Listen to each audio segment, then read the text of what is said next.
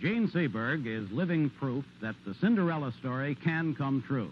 While she was still a teenage schoolgirl in her hometown of Marshalltown, Iowa, Jean Seberg was selected from a list of many thousands of young girls to star in a motion picture, the part Joan of Arc. From that moment on, Jean has been riding the roller coaster of big-time show business. Jean Seberg, the girl from the Middle West, is now the elegant bachelor girl in Paris. This is the entrance to her apartment on the left bank of the River Seine. Hello, Jean. Hello, Charles.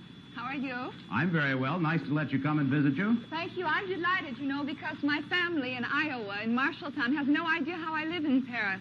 This way they have a chance to see. Well, we'll show them. Who's that with you, your concierge? Yes, this is my concierge, Madame Géry. Madame, votre femme? Who's helping me with Bonjour, my bread madame. and shopping. Il vous dit bonjour. Bonjour, monsieur. She's delighted Mais to be on voilà, American television. il s'équipe là maintenant. Oui, il Il peut. peut pas Oui. beau, Non, quand non, mais même. ça se voit, mais ça a aucune importance quand même. She's delighted to be on American television. This is her Allez. first appearance. Il est obligé de taper là-dessus. Oui. Supérieur. Aucune importance. I'm sure she's a very important part of your life, She too, is a Jean. very important part. You must know what a concierge does, but for people who haven't been to France, a concierge is as much a French institution, I think, as champagne or perfume. She's sort of a dormitory house mother who takes care of every building and all the people in it and all their little daily problems. J'explique que vous êtes une institution nationale, le concierge. Ah oui. Oui. Well, Oui. it's a great pleasure. Great pleasure to meet you, Madame Géry. Il dit qu'il est ravi de vous connaître. Ah, enchanté, moi de même. Oui. Jean, what does the inside of your apartment look like? I'll show you right now. Good. Merci beaucoup, madame. Et puis, à tout à l'heure, hein? À tout à l'heure. Au revoir. Alors, Au revoir, madame. Monsieur, dame. Alors, je vais...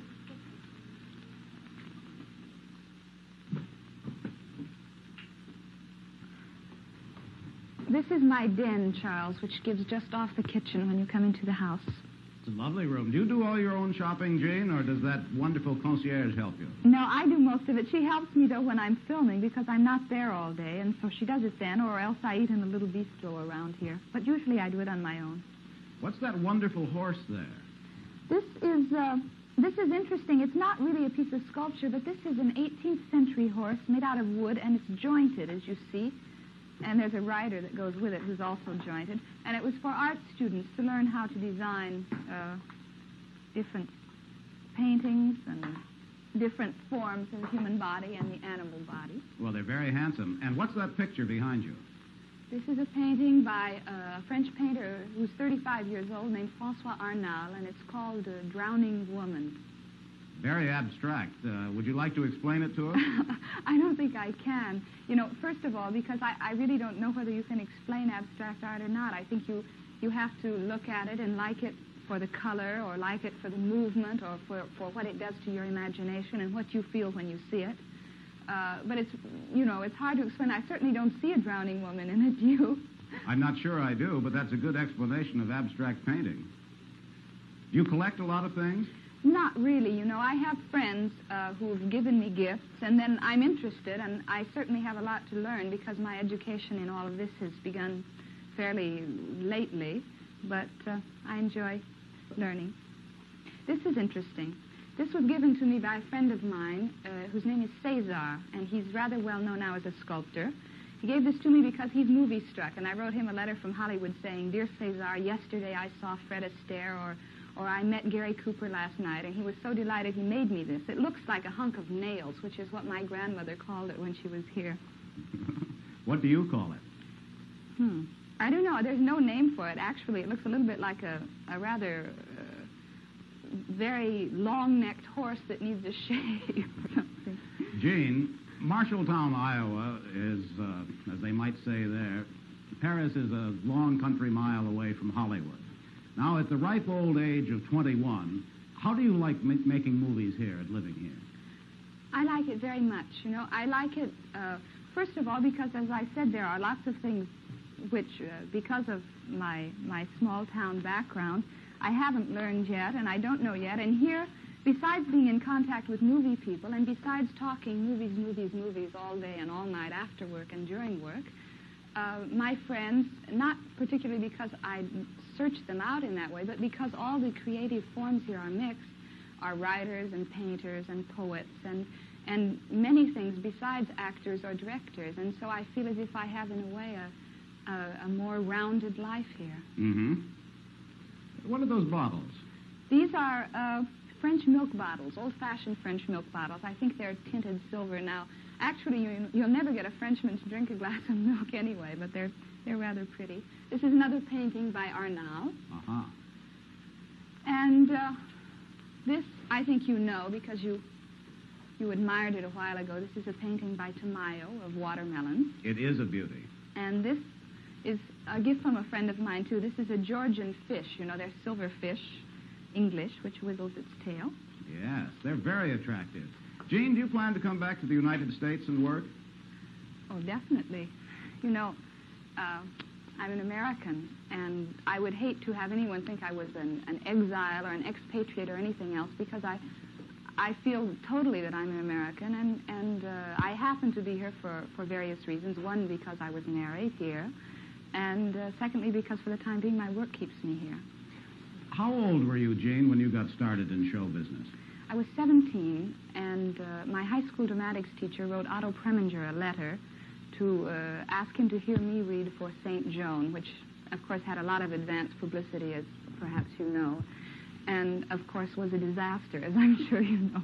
Yes, I remember that. The reviews weren't so good, were they? No, they weren't good at all, and in a sense, they were quite justified in not being good, because I wasn't ready to do it, and although I had all the determination and perhaps much too much confidence, which you can only have when you're rather ignorant and very young and naive, I suppose it's what you call chutzpah, then, you know, I simply didn't have what it takes as far as being a professional, as far as knowing the technique of my work to do it. I had to learn. And you can never, as I've realized since then, force a new personality on any public. They have to select you. And all the publicity men and all the producers and all the talent of the best directors in the world is not going to make the public accept you if they don't choose to on their own.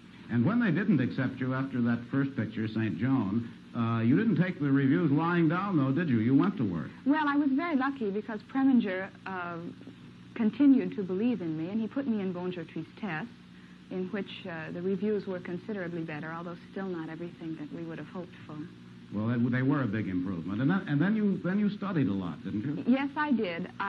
First of all, I sort of crawled off into a corner and died because this was my whole life at the time, and I wanted terribly for everything to be a big success, and I wanted everyone to be proud of me, and I wanted to justify everyone's faith in me. And then after that, I did begin studying. I studied mime with the teacher of Marcel Marceau and Jean-Louis Barrault. I studied voice. I studied diction to lose my Iowa accent. Not that it's bad, but it limits me. And I studied most of all acting with a very wonderful man named Peyton Price in California. And I hope I've learned. Certainly I'm much more relaxed in front of cameras anyway than I used to be. And then, of course, you went to England, didn't you, and made that wonderful picture with Peter Sellers, The Mouse That Roared. Yes, it was a great deal of fun to do because Peter's a charming man, and, of course, that was the picture which really made people begin to be interested in him, and now things are going great guns for him. You've made a picture in French, haven't you? Yes, I have, with my American accent, but it was all right because I was playing a New York Herald Tribune news girl who's studying in Paris, and who gets into all kinds of trouble with a little French small-time gangster. It's a picture called Breathless. It's opening in September in New York.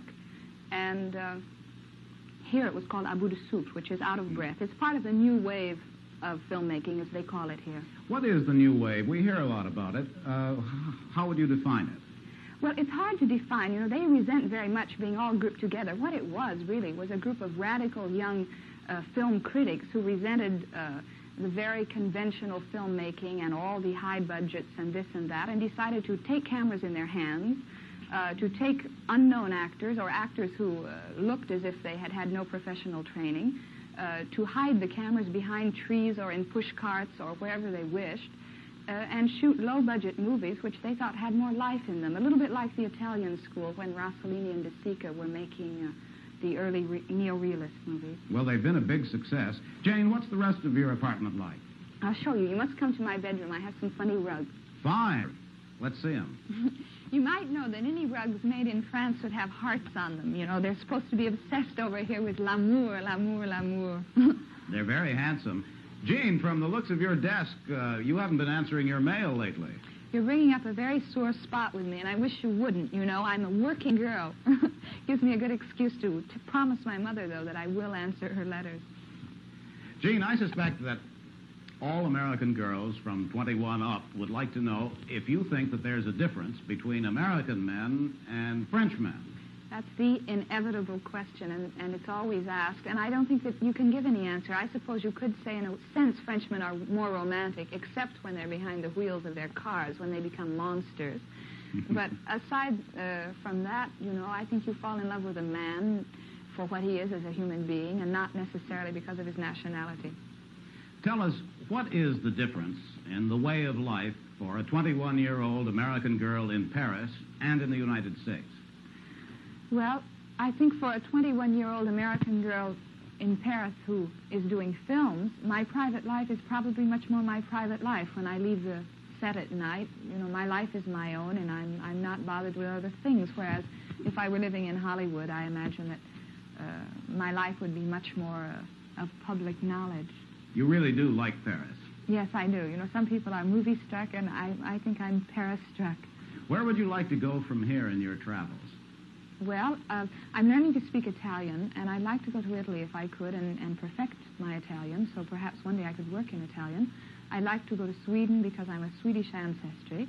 And then in January and February, if all goes well, I plan to go to Iran and to India. It looks to me as though you have a pretty full agenda ahead of you, Jean. Thank you very much for letting us come and see you today. Thank you, Charles. Goodbye. Goodbye.